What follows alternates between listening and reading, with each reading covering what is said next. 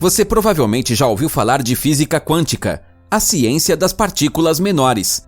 De forma simples, quantas são partículas de luz e a base de nosso mundo material. Enquanto até o século XX cientistas ainda buscavam respostas sobre nossa realidade no mundo dos grandes fenômenos, agora o mundo das partículas mínimas está cada vez mais em foco.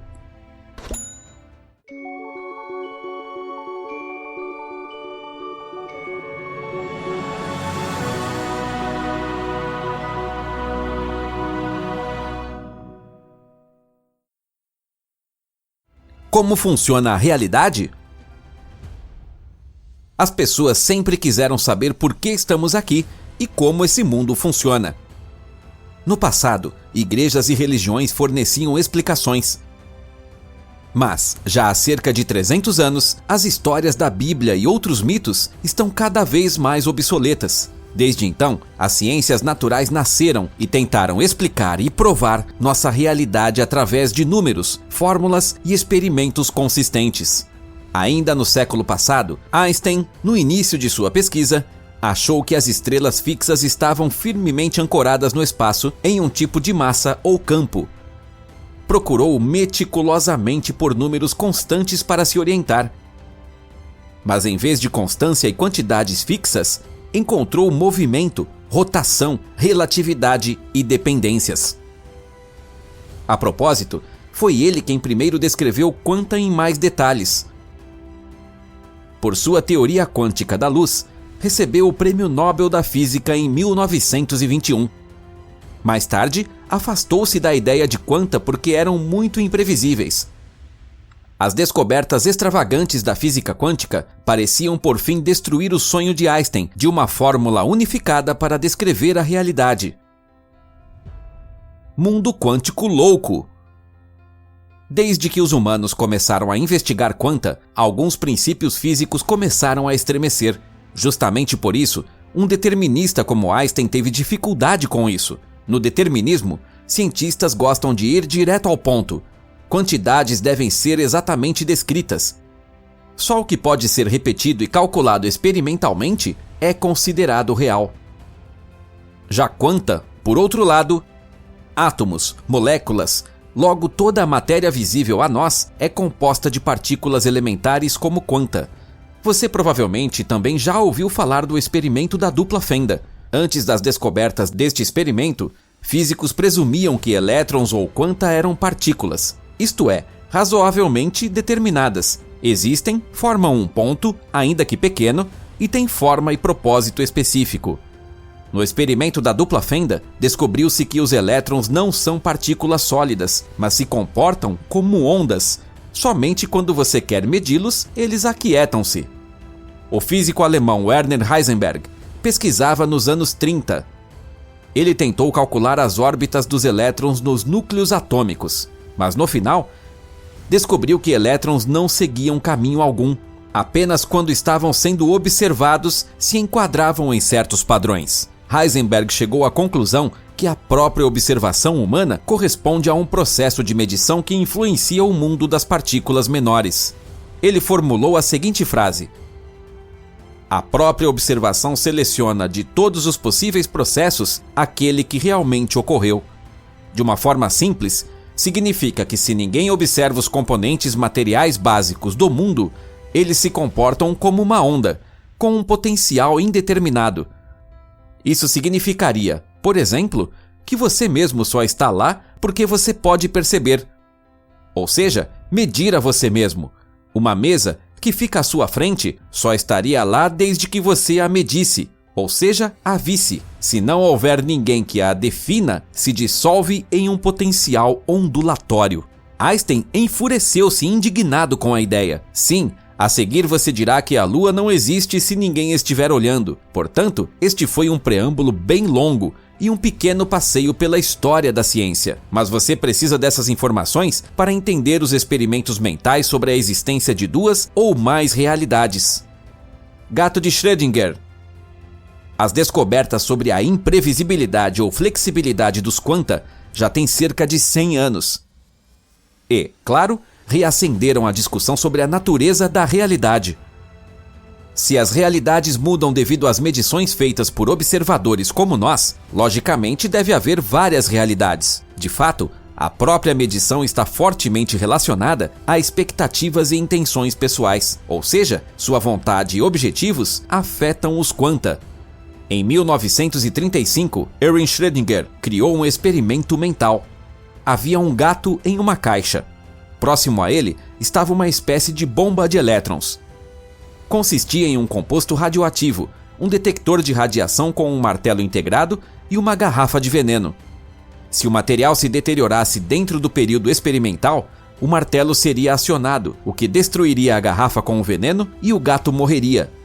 Efetuar a deterioração do material radioativo por observação é mais ou menos equivalente à observação de Heisenberg das órbitas dos elétrons. Como tal, Schrödinger, como experimentador, poderia influenciar o resultado.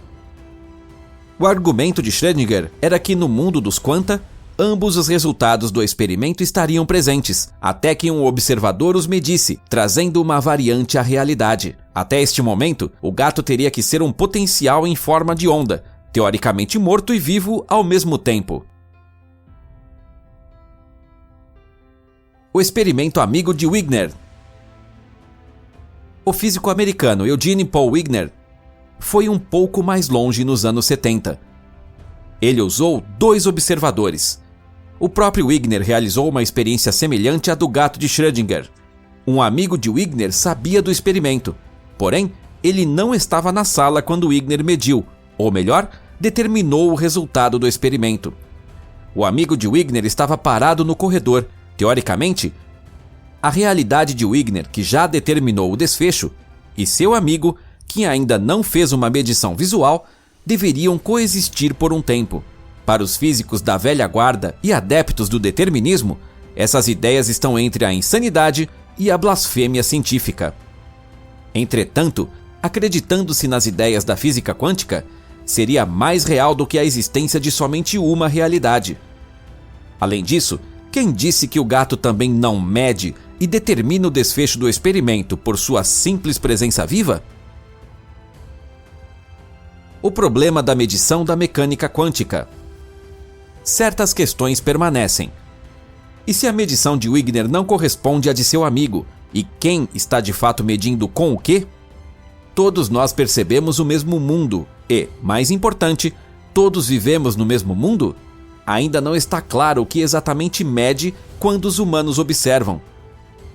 É a vontade, a expectativa, são os pensamentos, os medos, o subconsciente ou a mistura de todos? Na filosofia, experimentos mentais e percepções quânticas levaram a especulações extravagantes. Embora sejam um horror para muitos cientistas, disciplinas como a ciência da mente e a eterna questão de quem nós realmente somos como humanos unem-se novamente. Abra um pouco a mente e imagine o seguinte: ou a medição de Wigner coincide com a do amigo de Wigner e ambos continuam a viver em uníssono na mesma realidade, ou seus caminhos se separam no ponto em que eles decidem conscientemente medir ou escolher realidades diferentes. Parece loucura, mas é exatamente a teoria dos multiversos. Sustentada por físicos renomados em todo o mundo, não somente excêntricos. De acordo com ela, inúmeras variantes do universo e nossa experiência real existem presumidamente bem próximas umas das outras. Novamente, há desacordo entre especialistas se os diferentes estados do sistema são sobrepostos em um mundo ou se são distribuídos em vários mundos. Outro físico americano chamado Hugh Everett postulou a interpretação dos muitos mundos. Assim que medimos, escolhemos um mundo. Ao fazê-lo, podemos navegar inconscientemente por diferentes mundos que se tocam, ou podemos chegar lentamente a mundos que, quando observados de fora, seriam bastante diferentes do nosso mundo inicial. Mas as ideias e possibilidades fornecidas pelos quanta vão um passo além, porque presumivelmente você não existe só uma vez. Físicos gostam de explicar o fenômeno quanto a jogar uma moeda. Imagine lançá-la em um número infinito de universos que são idênticos, semelhantes ou completamente diferentes. Nos universos idênticos, o resultado se divide em 2 grupos, cara ou coroa. Dependendo do resultado, sua realidade evolui. No entanto, a outra e inúmeras outras variantes também existem. Imagine essas possibilidades. A moeda não cai em seu campo de visão, apenas desaparece. Um grupo de terroristas entra na sala e atira em você antes que você possa avaliar o resultado. Você simplesmente joga a moeda fora e diz: "Que besteira, ninguém liga mais para isso", e sai indignamente da sala. Matrix teria, portanto, sido mais um documentário que um filme de ficção científica. A consciência determina a realidade? A propósito, o mundo há muito é interpretado de maneira muito semelhante por algumas tradições de sabedoria e escolas de mistérios. Estudiosos e sábios desses círculos já supõem há milhares de anos que a criação contém todas as possibilidades ao mesmo tempo. Nestes modelos, tempo, tal como o vivemos todos os dias, também não existe. A rigor, tudo ocorre simultaneamente. A ilusão de tempo é uma espécie de projeção que nos permite experimentar a realidade. Assim, o homem é uma personificação da própria consciência criadora e navega nos espaços da criação pela experiência, interpretação, decisões, ações e emoções. Logo, parece que as teorias quânticas modernas e o conhecimento místico antigo se encontram aqui. Você está confuso ou sente-se cientificamente esclarecido? A ideia de que suas medições decidem sua realidade é persistentemente interessante. Imagine, você pode fazer, ou melhor, selecionar a realidade que preferir. O que você acha? Partilhe conosco suas ideias, postando-as nos comentários.